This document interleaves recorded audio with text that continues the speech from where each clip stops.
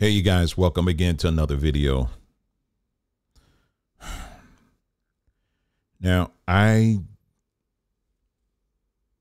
don't know. See, this is why it's hard for me to talk around things. It really is. We live in a world that tells you that what you see isn't really what you see.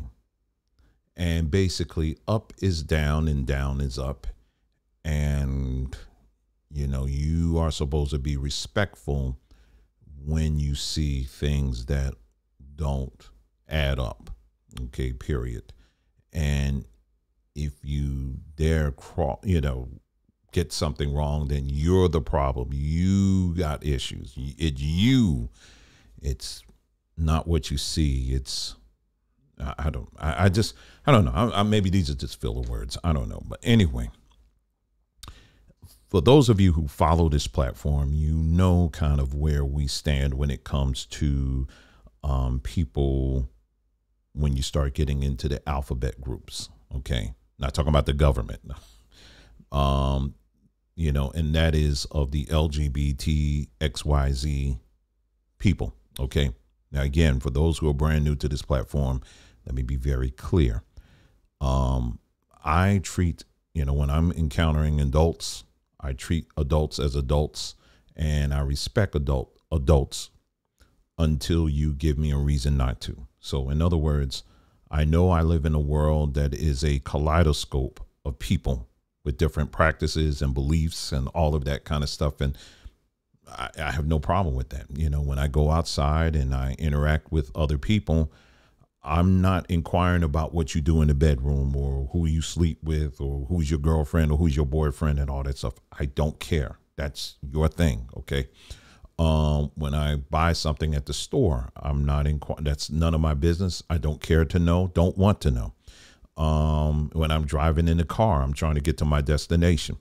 If I'm at the park, if I'm at the beach, I'm not there to inquire about everybody's backgrounds or preferences. I'm there because I have a reason to be there, and that's it. I was just talking to my daughter recently. I was just saying, here I am in Philadelphia, and I'm in an area of Philadelphia. They refer to it as the neighborhood. Yeah, not me saying that. That's what they refer to it as, because of the high concentration of LGBT that lives in this part of Philadelphia. I've been there many a times. I probably go through there once a week, because there are restaurants or other things there. There's actually a business there we do business with. It's not an LGBT business. It's just a business that happens to be located there. I see people like that all the time. So I'm in the heart of their stuff, and I have no problems at all with anybody there. None at all. You do see things and you just keep it moving. And, but I've never had an encounter where they've gotten in my face and tell me you're going to believe what we believe or anything like that. Nor do I go in their faces and do the same thing. So, what we see on social media, however, is a much different picture that tries to provoke those things and bring them into the reality space that we all live in, at least most of us live in. And but that's not really what most of us experience on a day in, day out basis. Again, we live in a space, where we are dealing with people of all types of backgrounds and preferences. And for the most part, and everybody has their own opinion about everything. So, we can live Monday through Friday or Monday through Monday, and, you don't encounter any of that stuff for most people. However, we do have opinions. All of us have opinions, and we learn to respect those opinions. As long as we have social media, you're going to always hear a whole variety of different opinions from different people. There are people that have opinions on social media that I don't agree with.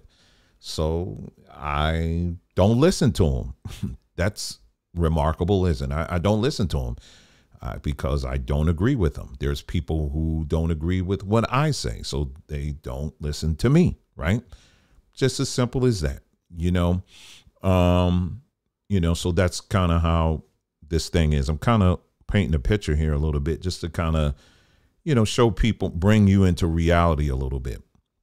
Now, the reality that I grew up in is there's certain things that you see that it doesn't add up. It's not, there's something, it usually, when you see this thing, it typically tells you that there's something wrong there.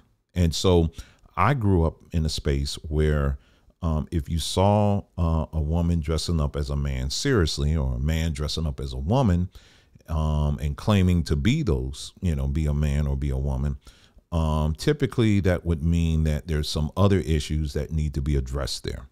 And then, to the best of your ability, if that person is surrounded or has access to people who are caring and loving, they will do what they can to try to help that person, And so today that will be called abuse if you try to do that, right?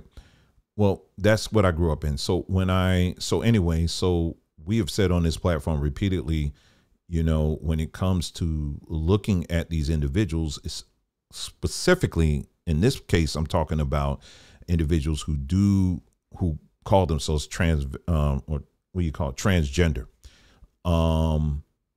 We've looked at the whole scope of that, not just looking at from the, just something, we're looking at this and we disagree with it and that's it. No, transgenderism actually promotes things such as self-mutilation, meaning that you go to the doctors and you say, hey, listen, I want to be the opposite sex. Can you change this about my body?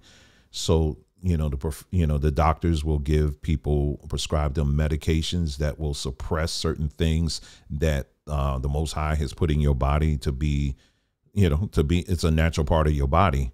And now people have been taking that for years, and maybe they want a deeper voice, maybe they want hair or whatever. And if you take that for a certain amount of time, if the time ever comes where later on in your life you say, hey, listen, I don't want to do this anymore, I want to be what I was born to be, then more often than not, they're not able to have children. Some take it even further than that, where they actually have certain parts of their body removed or certain parts of their body added. And and that is self-mutilation. They refer to it as gender reassignment or gender affirming. No, that's mutilation. When you look at the pictures, I would be more than happy to share with you some of the images that I have, and you can easily find on social media right now. But, this platform, for some reason, they're for free speech, except those things, telling the truth about that. But there's many of images. You can do a search for yourself and you can find just how horrible these things are and what they do to people, because you're talking irreversible damage that's being done to these precious bodies, And so anyway, so that's kind of where I come from. When you see somebody, especially that is in that transgender arena, and I would even say just the LGBT in general, it usually tells you that there's some other things that are going on, that should be addressed. You know what I'm saying? And so anyway, so what we've been seeing is a whole strain of, like I said, again, if someone wants to be a transgender, then you do that. But why is it that we're seeing a lot of these individuals making a beeline to children, to small children? I don't understand how that has to do with your sexual identity, that you have to make a beeline to children. I don't go to schools and all this other stuff that you see is all on social media. You can see that they put out there, where they're actually going after children. And you have people even that identify as gays or lesbians that are even calling this out and saying, this is crazy. This is insane. Why are you going after children? And so, again, it just adds to the fact that, there's some other things that are going on here. And particularly for us as Black folks, there are many people, and there was one person on social media that tried to make this argument, and I was just like, no, don't even go there, where they tried to make it seem as if LGBT is actually something that came out of Africa. And and while you will find, some cultures that were practicing some variances of this, it was not something that originated out of Africa. This was not all of Africa. Just like in Europe, you have some cultures that that highlighted or specialize in certain areas. That doesn't speak for the whole continent. It just speaks for those specific people. It's the same thing when you go to Africa. You can't just pick one or two cultures and say that's all of Africa. That's not true at all. And it wasn't a general practice on the continent, because you need a male and a female to reproduce, so no, it was not a general practice. So we can go down a rabbit trail with the whole history of that, and, how that was forced on us and all that kind of stuff. We can talk about that in another video. But for now, what I want to talk about is this particular thing right here, this story that I came across recently. And this basically underscores, once again, no, you're not crazy. Okay. So this story says exclusive cross-dressing gunman behind the July the 4th Philly bloodbath that left 5 dead is a Black Lives Matter supporter who made chilling Facebook posts about black massacres and evil spirits. Now, this is okay. So the title is enough right there. So as you know, Black Lives Matter is in fact a LGBT organization that uses the body of dead black men to promote their agenda. All right. We've talked about that. Go to their website. Again, they say they support everything but black men. All right. So let's just read this real quick here. So this is the individual here. All right. So anyway, the Philadelphia gunman who left 5 dead has been unmasked as a cross-dressing, which means a transgender. But you notice how they took that language out. We're going to read it the way it should have been written. Sorry. The Philadelphia gunman who left 5 dead is being unmasked as a transgender Black Lives Matter supporter who made chilling Facebook posts about evil spirits. Kim Brady Carriker, 40 years old, shot dead 4 men and 15-year-old boy in the Kingsening neighborhood on the eve of the 4th of July. Notice this person went after men, and I would assume all black men. He is now in custody and facing multiple murder charges after rampaging through the streets with an AR-15, a handgun, and wearing a ballistic vest. The killer is now being revealed to be a computer nerd who is obsessed by firearms, even posting video a few days ago of children at a gun range. Facebook post from March 2022 shows Carriker dressed as a woman wearing a bra, hooped earrings, and gold bracelets. He has posted eerie articles to Facebook titled, "How do you know if an evil spirit is following you?" as well as a photo of a map listing historical black massacres throughout the U.S. with the caption stating, "We kept the receipts." So this person clearly has got a lot of issues. But unfortunately, they live in a city, I'm talking about Philadelphia now, that's very, very LGBT, very gay pride. And if someone was to pull this person to the side and say, hey, listen, bro, you got some issues, you need to get some help, that person would be the one that would be in a lot of trouble and say that you got something, you got some issues, and how dare you pull this person to the side and question them like this. See, black folks, we have sense. Okay, we have a lot of sense. And what my encouragement to you is, don't allow this system to try to make it seem as if you don't have it. When we see things and we know it's off, we generally will call that out for what it is, don't we? But now we live in a society where they're trying to make it seem as that up is down and down is up. I'm not going to show it, but there's, Janelle Monáe, she's a R&B artist who's out here flashing her breast. That's like her new thing now, just showing her breast and saying that, I'm tired of people judging me and all this other stuff. So she's going to go butt naked. She's basically going to show her breast as if and trying to start that as that's some kind of new thing. And I've already saw like Tracy Ellis Ross, there's a picture of her out here kind of doing the same thing and trying to push this whole thing. Again, this is not something that we typically would do. When you look at our history, we were very respectful people. We try to, even if we had a little bit,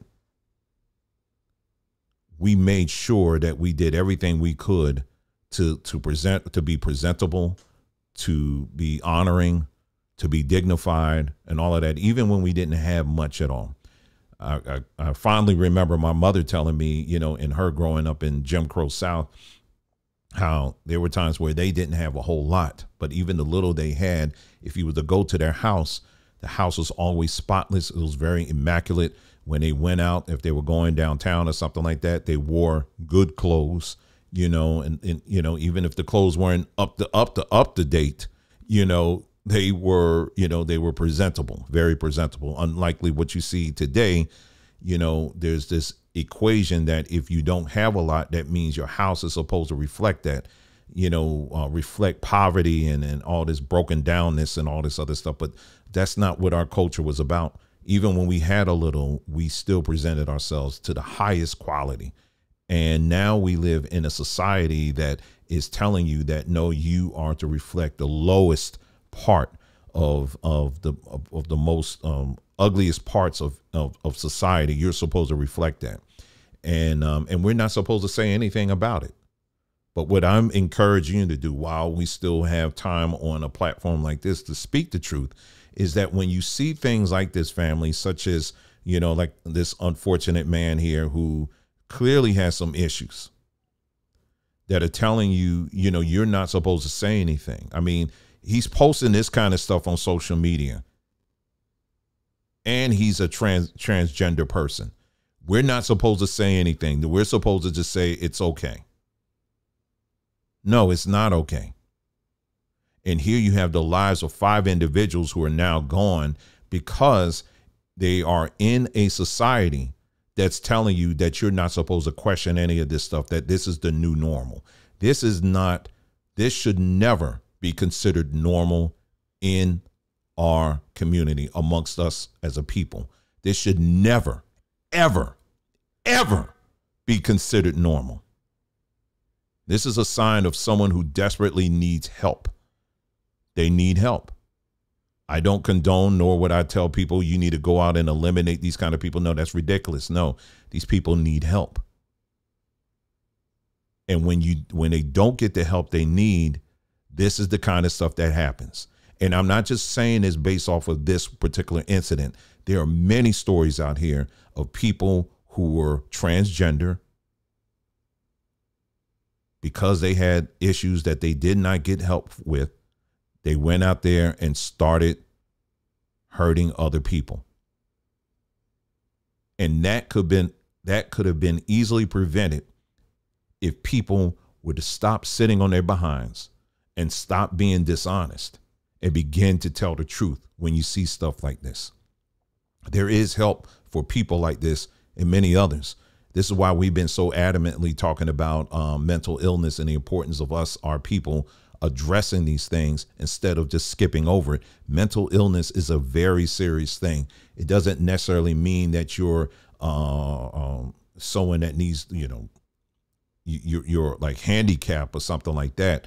You know, a lot of times when we think about someone who has a mental illness, we think of the far extreme examples out there. But in reality, no, mental illness can be something that is rooted in just simply depression or, you know, or some other things. And these are things that can be addressed without drugs. You don't need drugs. You don't need pharmaceuticals for those kind of things. No, you don't. But I would recommend, you know, if you do have people like this in your family, you know, really encourage them to get the help they need, because we cannot allow these people to dictate what our culture is. When you look at our history, we have our ancestors did the best job they could do in setting the parameters on what our culture is supposed to reflect. And this kind of stuff, unattended and not addressed, is not something that our ancestors would have done. They would have addressed that the best way they could and not ignore that, because when you ignore it, now you see what happens.